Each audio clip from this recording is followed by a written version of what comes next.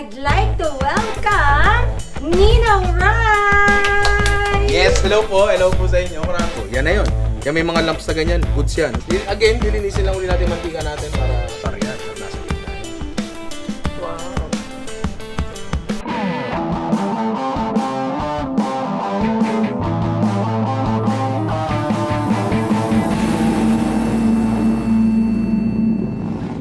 Tanungin naman natin si Ninong Rai sa kanyang riding journey. Ma'am. Yan. Iba naman ang pag-usapan natin ngayon. Mamaya ni usapang luto habang tayo ay kumakain. So, Ninong Rai, kung hindi nyo alam guys, I think alam naman nila, no? Si Ninong Rai ay isa ring rider. Diba? Yes. He owns a Vespa, color yellow. So, Nino, kailan ka ba talaga natuto mag-ride? Teka, kasali ba sa episode 2? Ha? Ha? Oo, kasi tinatanong kayo. Kayo kasama ko. Hindi niya na matiis. Gutom na talaga siya. Kasama. Guys. Kawawang-kawawa ka naman. Mm-mm. Ay, yun nga. Nagsimula ang pagmamotor ko noong 2011 siguro. Recent lang. Hindi 2011. masyadong katagalan. Oo, kakagraduate ko lang ng college noon. Graduate mo ng college? Oo. Mas bata ka pa sa akin. Ano ko, 32. Wow! Nahirapan ako sa commute noon sa work. Okay. Sabi ko kay mama, mabili mo naman ako ng motor kasi nahirapan ako. Okay. Noong una ayaw ni mama kasi delikado nga talaga. Pero natutunan ko rin naman. Ano unang motor mo? Yamaha Fino. Okay. Yamaha Fino. So noon pa lang din, mahilig na ako sa mga classic looking. Alam mo yun? Okay. Hindi ko lang talaga kinonsider ang Vespa. Kahit hindi ako nag-inquire. Kasi alam kong mahal siya.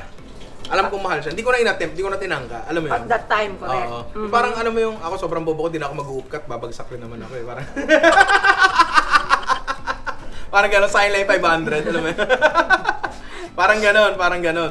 Hindi ko na tinangka. So yung Fino, tagal kong ginamit yan. Kasi yung Vespa, na-acquire ko lang yan, kakaisang taon lang yan actually. Recent lang, di ba? Oo, Recent ka siguro lang. mga isang buwan pa lang ako nagbablog no.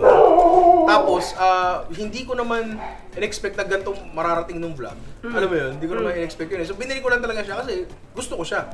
Okay. Oo. Bakit best pa? Kasi nga, ano yun, Classic. parang grail na motor yan eh. Alam mo yun, di ba?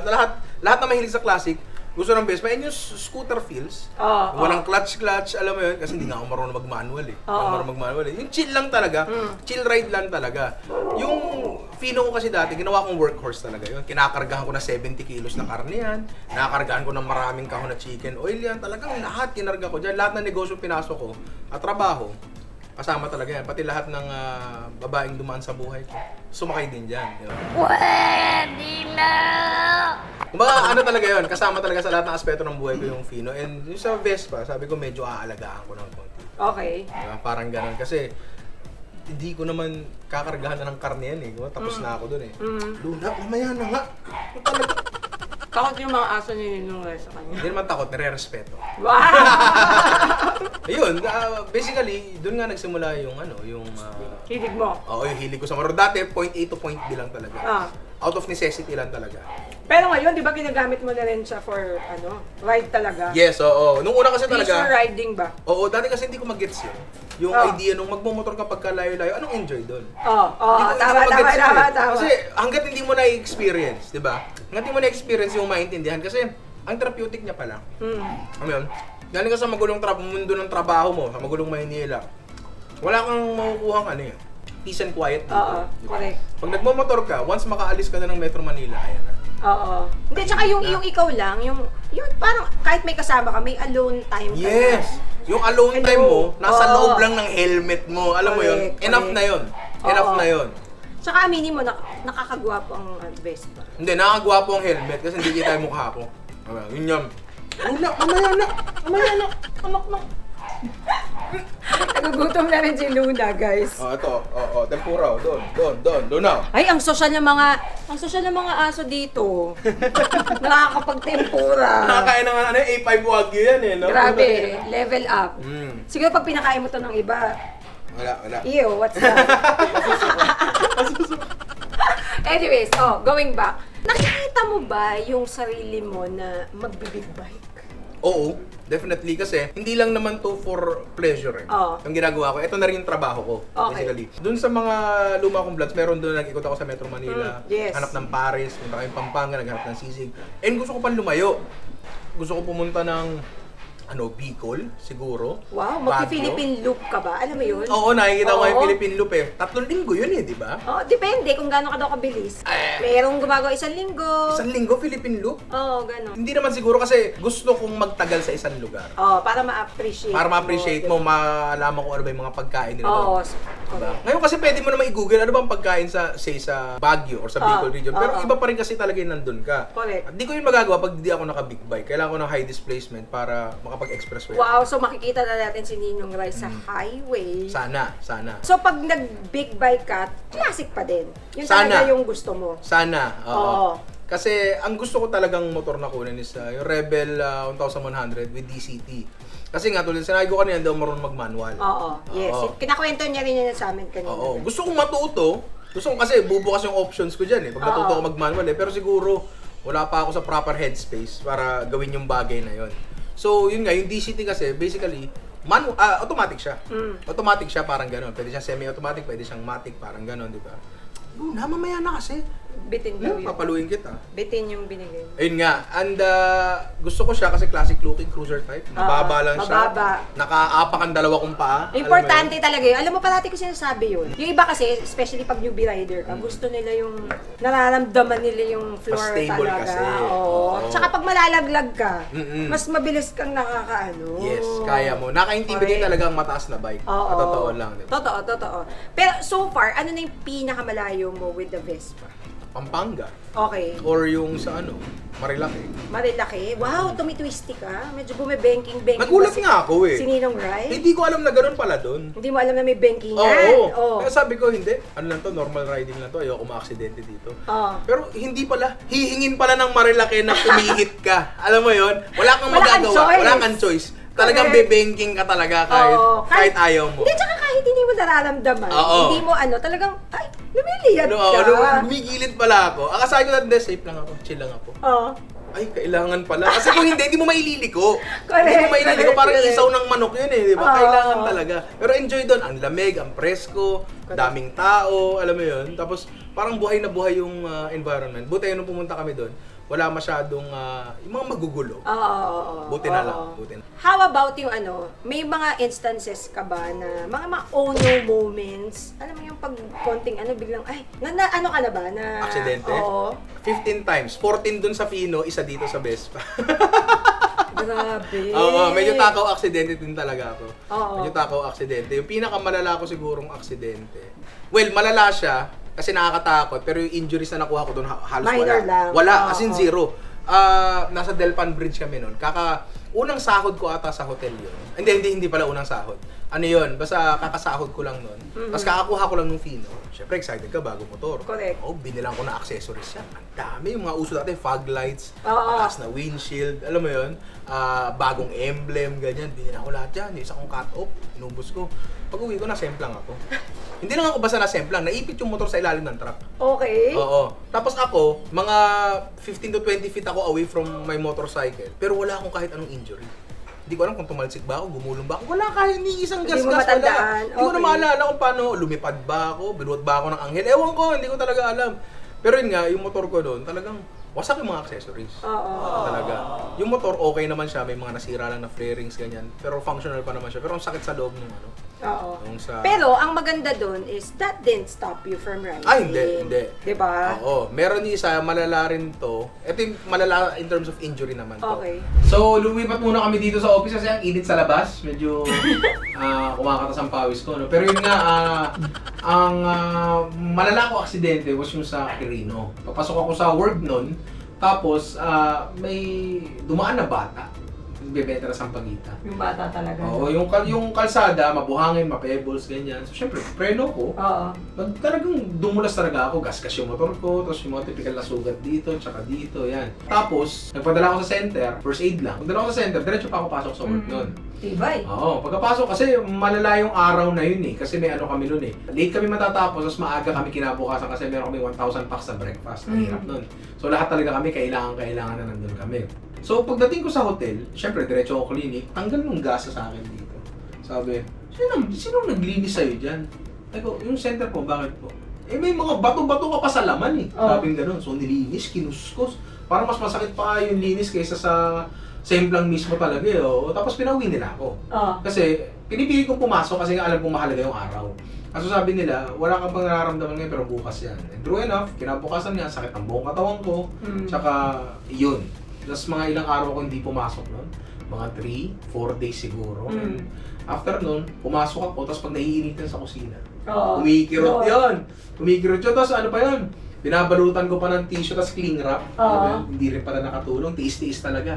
Tiis-tiis talaga. Buti tuyo na siya nung time na yun, pero ang sakit, ang hirap talaga pag may injuries ka.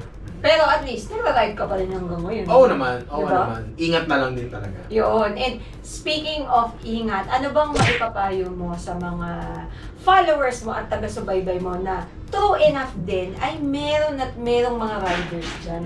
Anong magandang mapayo mo sa kanila? Kung kakayanin ng oras at budget, mag-training tayo.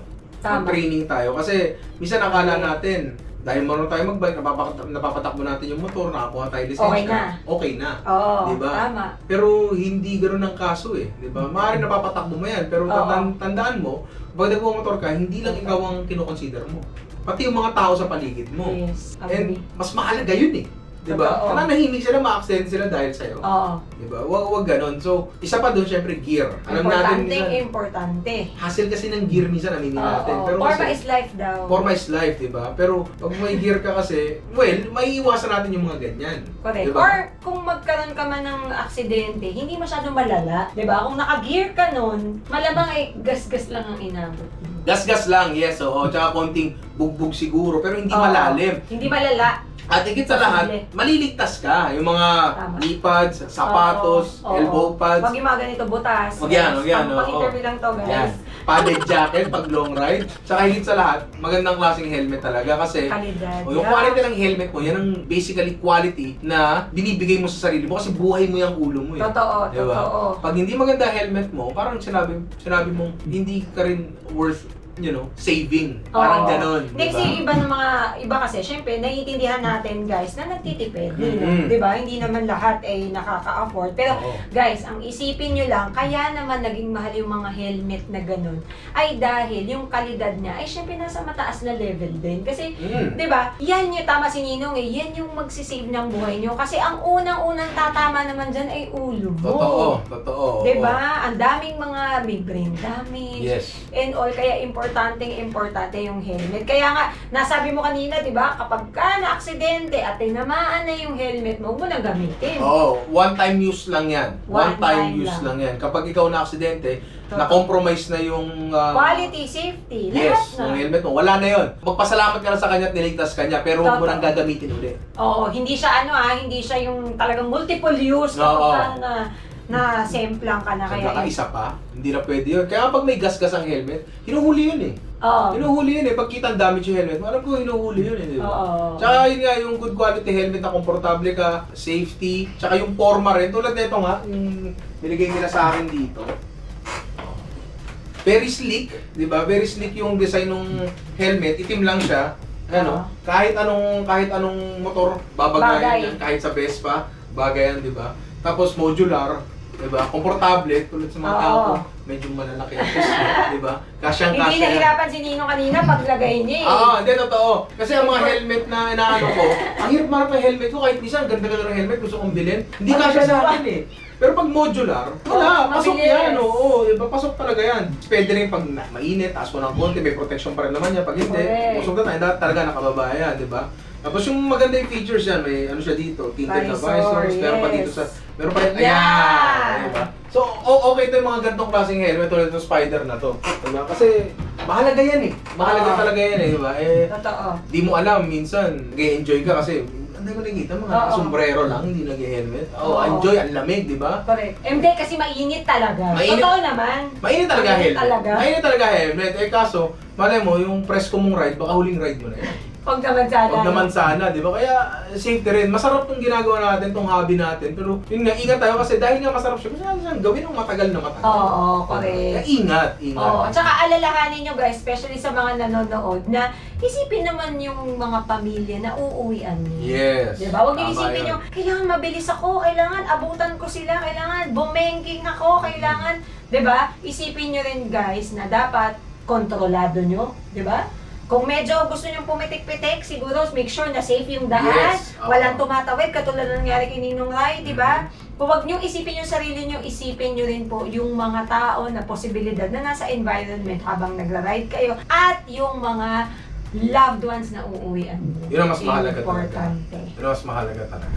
Yon, that's all for today's guys. Kaya sobrang saya ko ngayon. Ang dami kong natutunan, hindi lang sa kusina, pati na rin sa riding experience ni Ninong Rai. Kaya naman, thank you so much. Kaya, kung napanood nyo itong video, syempre naman, kung follower kayo, na for sure naman follower na kayo ni Ninong Rai, katukin nyo yung mga kapitbahay nyo dyan, di ba? Lahat ng nasa Facebook nyo, lahat ng nasa Viber, lahat na ng platform to like, share, and of course, subscribe kay Ninong Rai. At damay nyo na ako, syempre, Syempre, di ba? syempre. At Moto Connect guys, maraming salamat ulit. Salamat din Ninong. po. Maraming salamat. Isa na ako sa mga idadagdag ni Ninong sa kanyang milyon na anak. Salamat, diba? salamat. At for sure, mag-i-invade ulit ako sa kanya kasi makikikain talaga ako. Yeah. Guys. Kahit na hindi ako magsusunod, makikikain talaga ako. Sobrang sarap ng pagkain at hindi lang yun. Ang isa sa mga nagustuhan ko kay Ninong Rai, lahat ng ingredients niya, yung makikita mo lang sa kusina. Which is very practical. Kaya ang daming nagsumusubaybay kay Ninong Rai kasi natural na natural. Kung anong anuhin mo dyan, kung ano yung nakita mo dyan, di ba? Pwede lahat, hindi kailangan mahal. Hindi. Di ba? Yun yung importante, practical, lalo na ngayon sa panahon ng pandemya. Totoo. Okay? Thank you guys for watching Moto Connect! Salamat. Bye-bye.